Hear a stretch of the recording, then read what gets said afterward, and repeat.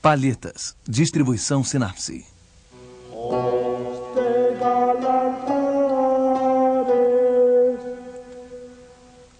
Pintado por Eufrônio.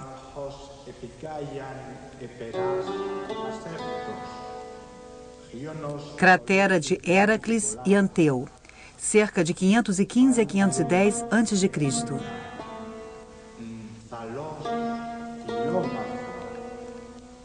Eufrônio, século 6 a.C.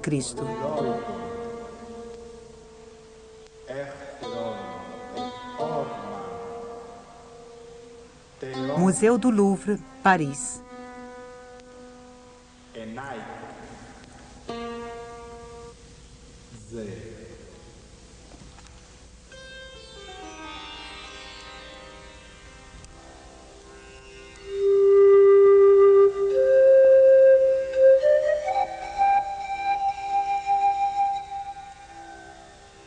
A história começa com o marquês Gian Pietro Campana di Cavelli. Nascido em 1808, Campana é diretor da Casa de Penhores de Roma.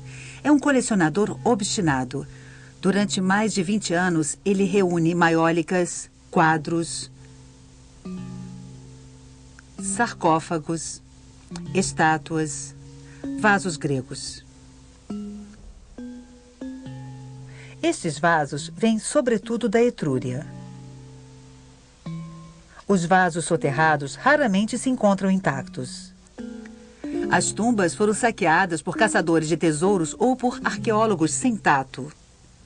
Na época, a moda é a camuflagem. Os restauradores colam os cacos e preenchem as lacunas com gesso, às vezes utilizando até outros fragmentos esculpidos. Depois, o vaso é repintado e os motivos completados sem preocupações com a autenticidade. Em 1857, uma inspeção põe em evidência um grande desfalque nas contas da Casa de Penhores. Campana é condenado à prisão perpétua. A pena é comutada em exílio após a intervenção de Napoleão III. A maior parte da coleção é comprada pela França. 11.000 peças, dentre as quais 4.000 vasos antigos. A princípio exposta no Palácio da Indústria, a coleção é transferida para o Louvre em 1863. Atualmente, uma galeria leva o nome de Campana. A cratera de Héracles e Anteu tem o número G103. Ela é composta de uns 50 fragmentos de tamanhos diversos.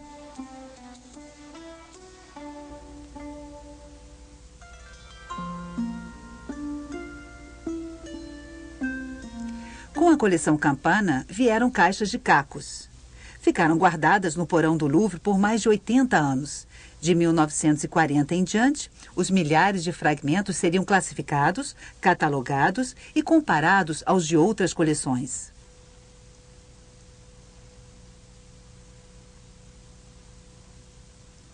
Um arqueólogo britânico, John Davidson Beazley, trabalhou com vasos inteiros e fragmentos de numerosos museus. Ele aperfeiçoou um método de análise estilístico que lhe permitiu identificar muitos pintores e, em particular, o autor da cratera de Héracles e Anteu. As reservas dos museus continuam a ser estudadas. Novos fragmentos são encontrados. As trocas ocorrem. As antigas camuflagens são retiradas. Algumas lacunas são preenchidas. Ao contrário das aparências, a cerâmica grega não é a seção mais sossegada dos museus. Em 1977, durante a limpeza da G103, descobriram que um defeito de cozedura avermelhado na parte de baixo do vaso havia sido camuflado.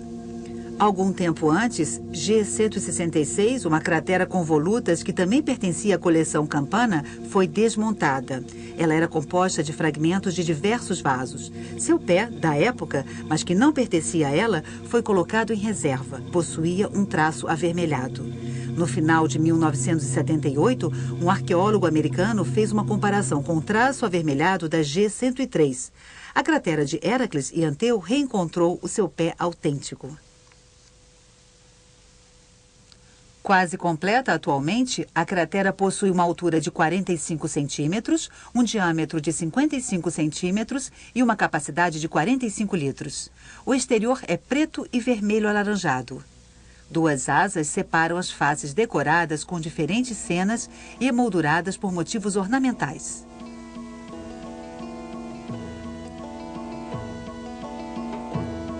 O interior, negro, possui círculos concêntricos vermelhos. Uma das faces revela uma competição musical. 3 efebos sentados preparam-se para ouvir um músico que sobe os 2 degraus de um tablado. O músico é identificado pelo nome, Polícles. Com a mão direita, ele levanta uma parte de sua longa túnica jônia.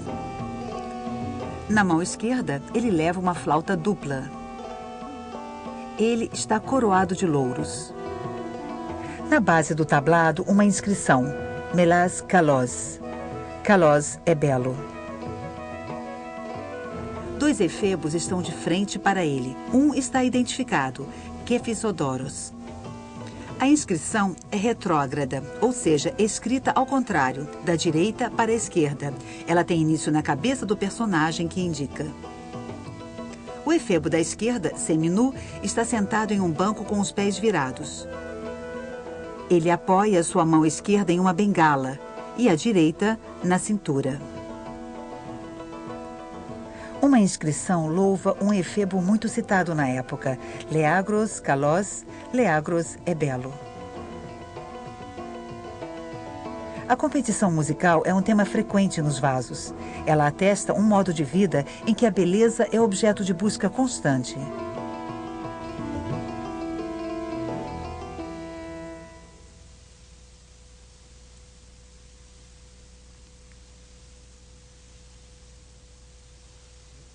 A outra face da cratera, a face principal, mostra a luta de Héracles contra o gigante líbio Anteu.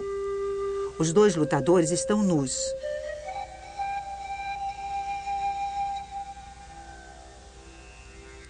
Héracles, identificado pelo nome, representa o ideal do herói civilizado, ou seja, grego. Corpo bem proporcionado, pequenos cachos de cabelo castanho, barba curta e bem aparada. Anteu é denominado por uma inscrição de trás para frente. Corpo gigantesco, uma cabeça bastante volumosa, cabelos loiros desgrenhados, bigode e barba compridos e cerrados, sobrancelhas espessas. Tudo caracteriza Anteu como um bárbaro, um homem estranho ao mundo grego. Héracles agarra o pescoço de Anteu com o braço esquerdo, enquanto detém o ombro do gigante com o braço direito, imobilizando-o no esforço de erguê-lo acima do solo. Anteu está sufocando. Seus olhos revirados, sua boca aberta em um gemido, seu braço que pende sobre a terra sem força e sua mão entreaberta anunciam o desfecho fatal do combate. Em último plano, 3 mulheres, talvez a mulher de Anteu e 2 de suas irmãs, ou talvez ninfas. Elas fogem com gestos de pavor.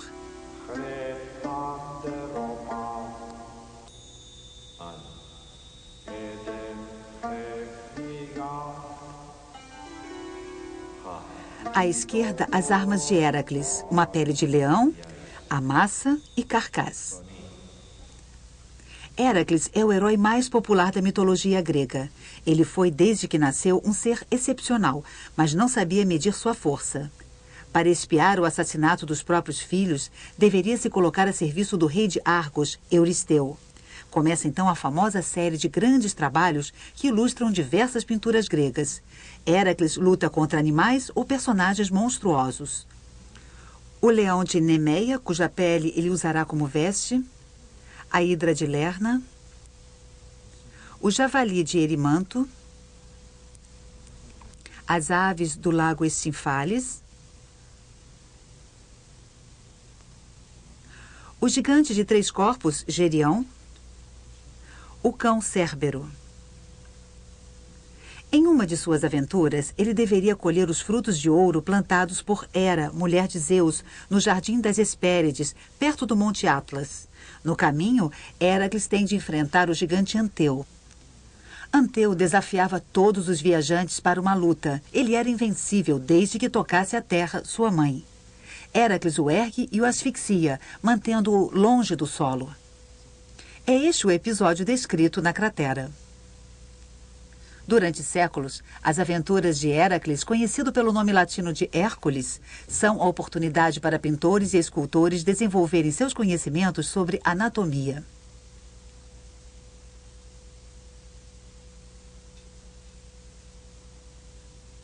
A luta contra Anteu é um tema frequente. Até hoje, diversos heróis populares possuem feições semelhantes a Héracles. Acima dos dois heróis, com uma série de letras maiúsculas, o pintor registrou o seu nome, Eufronius Egrafsen, pintado por Eufrônio. A assinatura é integrada à composição. Ela revela um pintor que conhece o alfabeto, um letrado que sabe lidar com a escrita. Em uma outra obra, o pintor escreveu: "Esta cena foi pintada por Eufrônio." O pintor tem consciência do seu talento, de sua contribuição pessoal à arte.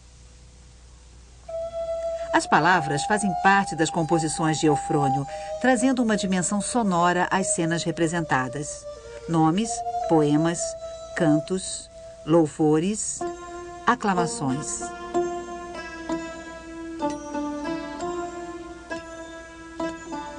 Em uma ânfora com gargalo pintada por Eufrônio, o músico declama um verso da poetisa Safo: "Eu sofro e desejo." Eufrônio tinha cerca de 15 anos quando começou a pintar. Ele trabalha inicialmente no ateliê do oleiro Chacrilhon e, a seguir, no de Euxíteus. Uma dezena de vasos traz a inscrição "Pintado por Eufrônio." A cratera do Louvre, as taças de Munique, a cratera de Arezzo, a ânfora e o psíquter do Museu Hermitage, em São Petersburgo. Eufrônio, nestes vasos, representa temas tradicionais na época, como as aventuras de Héracles. Héracles e o leão da Nemeia nos fragmentos do Louvre. Dionísio e seu cortejo em uma cratera do Louvre. Héracles e as Amazonas na cratera de Arezzo. Mas ele trata livremente de outros temas mitológicos. A morte de Sarpedon na cratera de Nova York, Héracles e Gerião na Aquilix de Munique, e apresenta com frequência cenas cotidianas: a palestra, o treinamento militar, o banquete.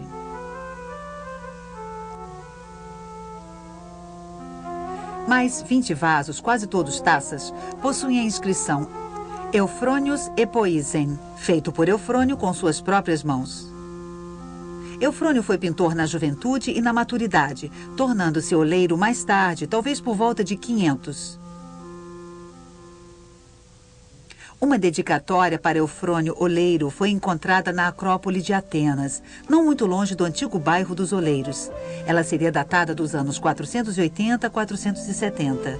Eufrônio teria entre 55 e 65 anos. Duas hipóteses. Uma deficiência progressiva de visão teria impedido o trabalho minucioso da pintura, ou então, ele teria se estabelecido por conta própria. Os oleiros eram proprietários de seus estabelecimentos, enquanto os pintores não passavam de empregados deles. Os ateliês de Atenas apresentavam uma cerâmica de formas variadas, correspondentes a todos os usos da vida cotidiana. Vasos para o transporte de líquidos, ânforas com bojo, com gargalo, panatenaicas, peliquês e hídrias. Vasos para conter líquidos, stamnos, dinos, crateras com colunas, convolutas, em cálice, em sino, psíquter. Vasos para extrair e servir, oinokoe, oupe, kiatos. Vasos para beber, cântaro, esquifos, taças. Vasos de toalete, aríbalo, alabastro, lécito, píxide. Vaso ritual para o casamento, vaso para a toalete mortuária. As peças de cerâmica dos ateliês de Atenas partem rumo à Etrúria, à Magna Grécia, à Sicília e ao Mar Negro. Algumas delas foram objeto de encomendas particulares. Séries provenientes desses mesmos ateliês foram descobertas na Itália e no Oriente. Em Vulci, um túmulo etrusco revela 6 pratos assinados pelo pintor Epíctetos. Às vezes, as inscrições aparecem embaixo do pé dos vasos. Talvez elas se refiram ao preço dos objetos, ao seu destino ou ao seu conteúdo. Já naquela época, vasos quebrados ou rachados eram colados novamente com a ajuda de agrafos em chumbo ou bronze. No pé da cratera de Héracles e Anteu, foram descobertos buracos que testemunhavam uma restauração antiga.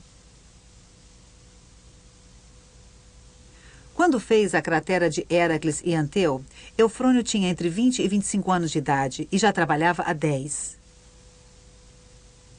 20 anos antes, um pintor que trabalhava com o oleiro Andoquides inventou a técnica das figuras vermelhas, que pouco a pouco dominou a das figuras pretas. Alguns dos vasos conjugam as duas técnicas.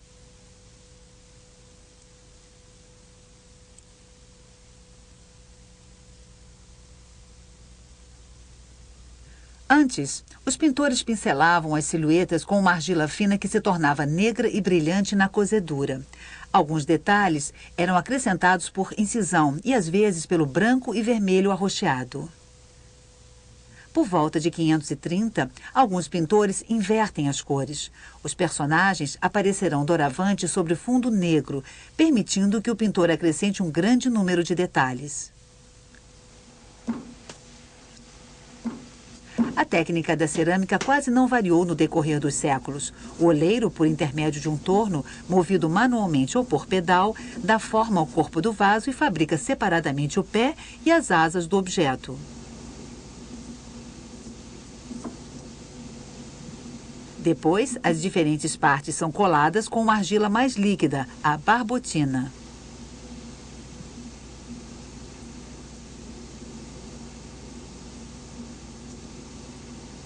A seguir, o vaso passa por um período de semi-secagem.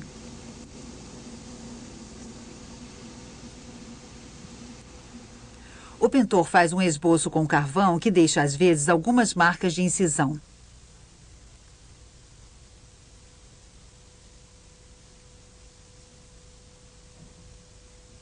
A seguir, com um pincel bem fino ou uma espécie de pena, ele faz os detalhes do corpo.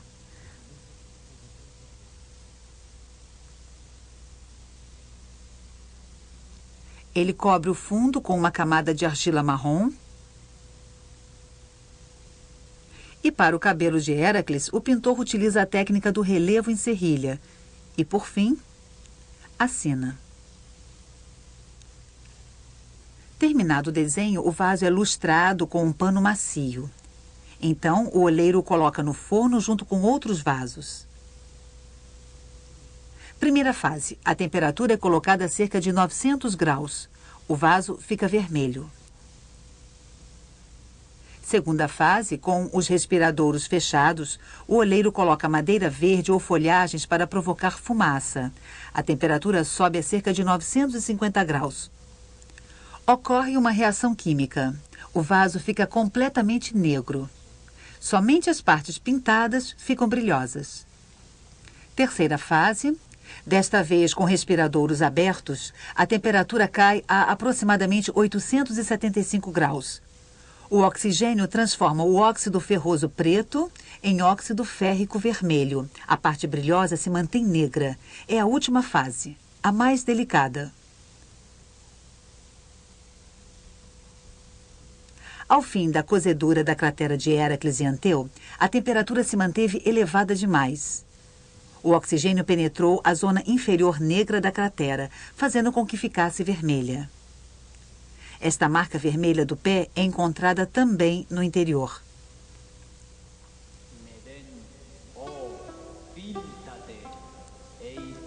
O preto ocupa cerca de 1/3 da superfície e o alaranjado os outros 2/3.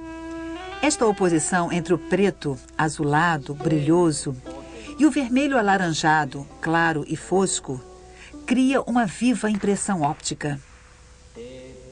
O fundo preto induz uma certa profundidade. Os personagens se destacam nitidamente, adquirindo até relevo. A moldura da cena é marcada pelos relevos do suporte que realçam 2 frisos de ornamentos. O ornamento permite preencher os vazios, reequilibrar os volumes e suscitar um efeito visual global.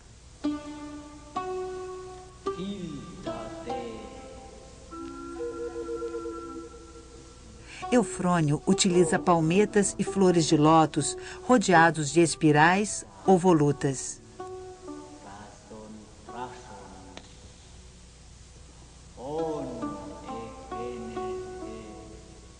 O estilo de Eufrônio se distingue por um realismo novo.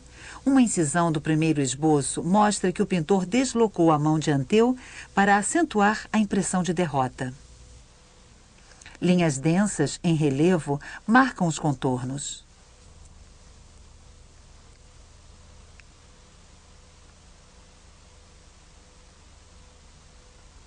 Um traço diluído realça os detalhes internos. Um retoque vermelho põe em evidência a fita do personagem, os braceletes. O traço simples confere o espírito dramático de uma cena mitológica ou a simplicidade de um gesto cotidiano. Os perfis são delicados. As testas ligeiramente abauladas. Os olhos apertados. Alguns dos heróis têm cílios. As pupilas e íris são indicadas por 2 círculos. Os cabelos são traçados em serrilha ou incisões. Os gestos são graciosos, os dedos finos, as unhas marcadas. Os ossos dos tornozelos são indicados por 3 traços. As clavículas terminam em forma de ganchos. A aguada esboça um modelo. Eufrônio desenha com frequência em verniz diluído os tendões, o conjunto de músculos, os ossos salientes. Seus personagens apresentam às vezes arranhões. O desenho do abdômen supõe um conhecimento do corpo por dentro.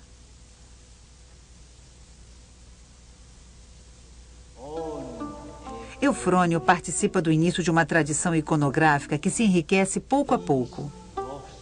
O pintor de Brigos organizará cenas mais movimentadas.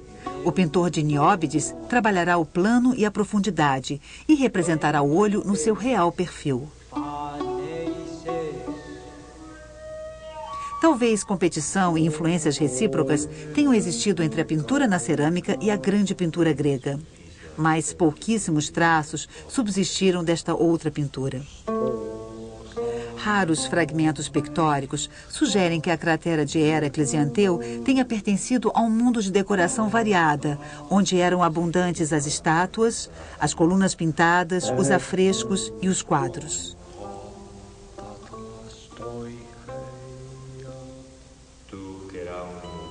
A cratera fica no centro do simpósio, o banquete, que segue a refeição.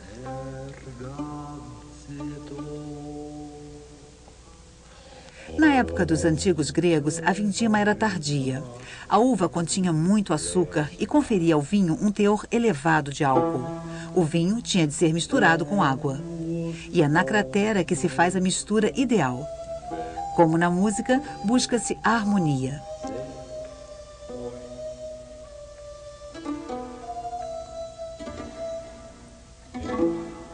Circulava-se ao redor da cratera ou do Dinos. Com a mistura feita, os convivas eram servidos pelos escravos ou então se serviam.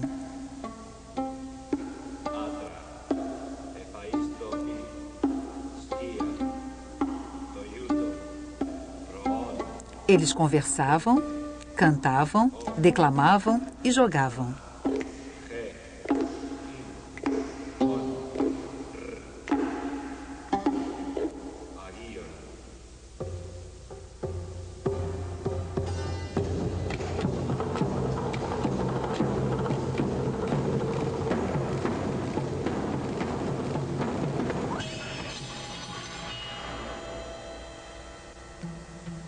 Às vezes se divertiam com jogos de equilíbrio, mas, sobretudo, com provas de habilidade, onde sustentavam taças e ânforas de diversas maneiras.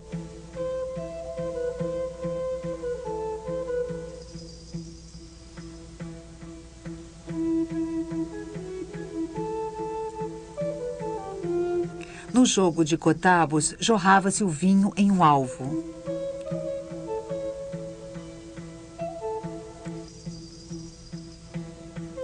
Jogava-se após fazer um brinde a uma pessoa querida. Em um psíquiter, Eufrônio dá voz a uma cortesã chamada Smicra, talvez uma alusão irônica a um outro pintor, seu amigo Smicros. Para você, Legros, eu lanço este copázio. Os milhares de vasos reconstituídos hoje em dia revelam inúmeros detalhes sobre a vida cotidiana da Grécia Antiga.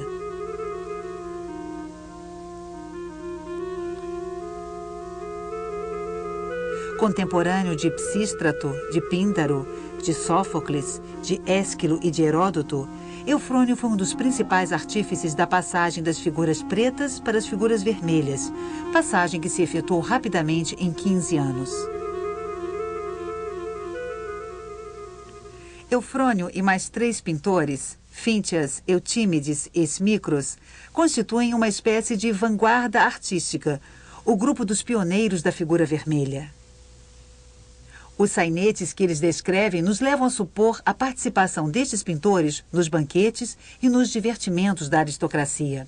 Em seus vasos, eles se rivalizam na busca da expressão. Muitas vezes, eles se interpelam. Eutímides, evocando o movimento de suas figuras, escreve em um vaso, nunca igualado por Eufrônio.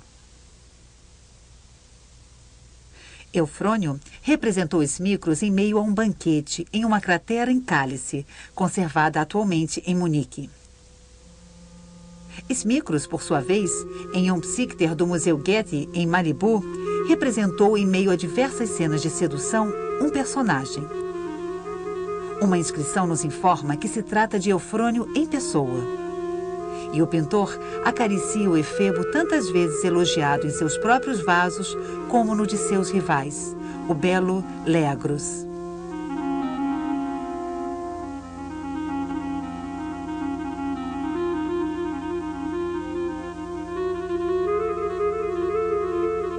Versão brasileira Audio News.